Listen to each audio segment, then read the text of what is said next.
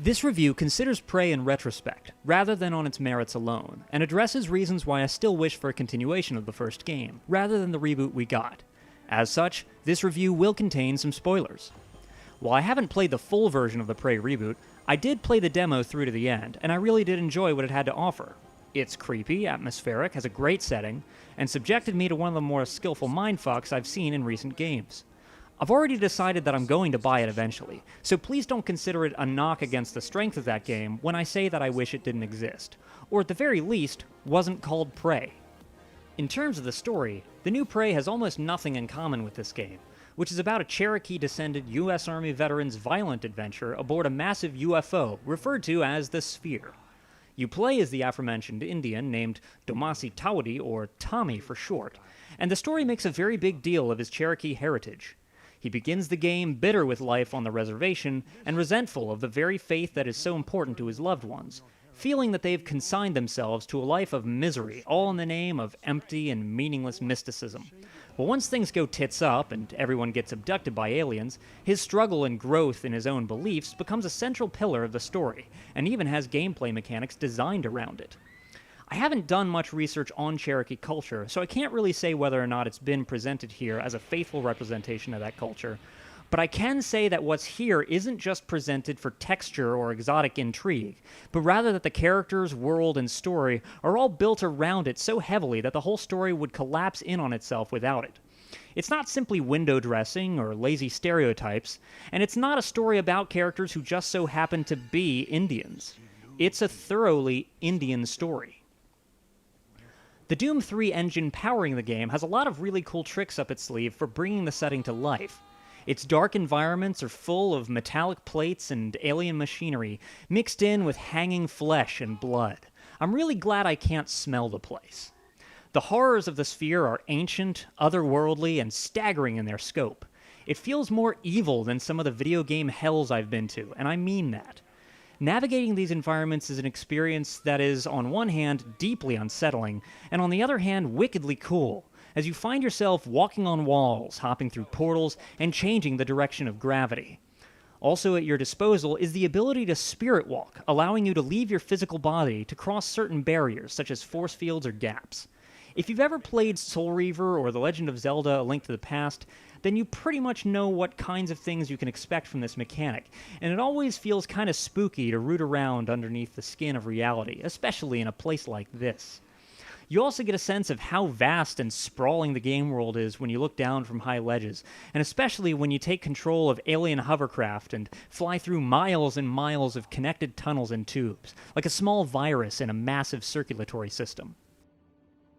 The weapons are, for the most part, just alien-looking versions of traditional weapon types, which is a bit of a disappointment because they really had the opportunity to do something weird and different with what your weapons can do.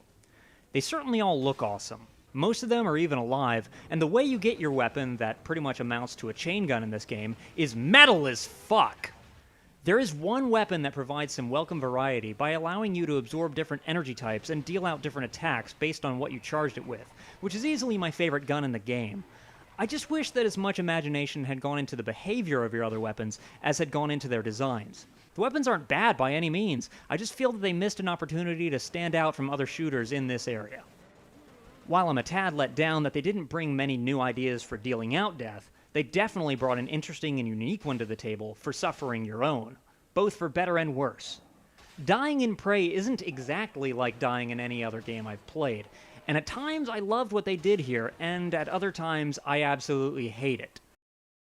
Dying doesn't kill you. Veering into discussion of another game for a moment, you see, I'm the guy that goes into the options in Bioshock and turns off Vita chambers. I think they're a stupid mechanic.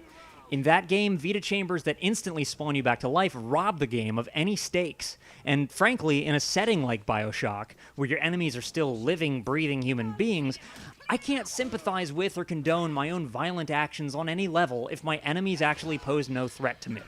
I realize that that's not always the point of a game, but I find that Bioshock's themes of selfishness, greed, and survival are much more resonant when the enemies can actually kill you. So I turn off Vita chambers because if you leave them enabled, it breaks the story.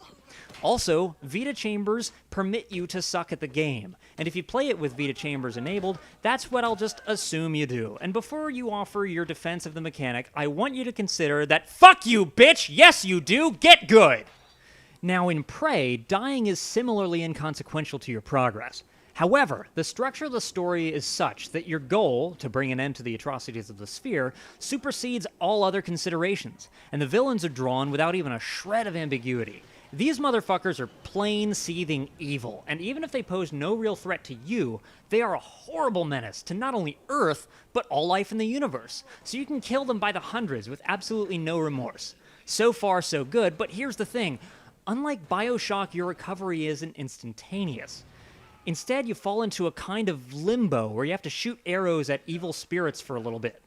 Hitting these spirits will recover your health and spirit energy once you return to the physical realm, which can help you chip away at enemies more effectively when you come back, but in some of the tougher areas, this stops the flow of combat dead in its tracks. You die, shoot at ghosts for about 20 seconds, come back, deal a little more damage to something, die, shoot at ghosts for about 20 seconds, come back. This blows, and I'm not convinced that it wouldn't be faster to just save scum through these choke points. The Doom 3 engine wasn't exactly known for its quick load times, and seeing as how I played this on the Xbox 360, I can imagine that this route actually does save time. But I'm pretty sure that the PC version of this game loads up pretty quickly on a decent modern rig. Still, even if it kills the flow of combat from time to time, it at least preserves immersion in a way that quick saving doesn't. So, for better and worse, Prey's approach to death is truly innovative and unique. In fact, unique really is the first word that springs to mind when I think of Prey, and sadly that's a word that I'll have to continue to associate with it, as a sequel, which is teased at the end of the game, never came to fruition, and the IP has since been completely rebooted. The new game is a triumph of artistic craft, and is definitely smarter in a lot of ways, but it's also very tried and true in its approach, and settles very neatly into that subgenre of first-person games that includes series like Bioshock, Dishonored, and Deus Ex. And while it's a type of game I greatly enjoy, it genuinely saddens me to see a property like Prey hammered into shape to fit in with them. Prey is weird. Prey isn't just horror in space, that's being reductive. It's a square peg in a round hole. It's Indians in space fighting a spiritual war against aliens in low gravity with a gun that shoots exploding crabs. It's crazy ideas and terrifying sights. It's a one-of-a-kind acid trip from hell with spirit. Real, unique, and wild spirit. Good. You may now return to your body.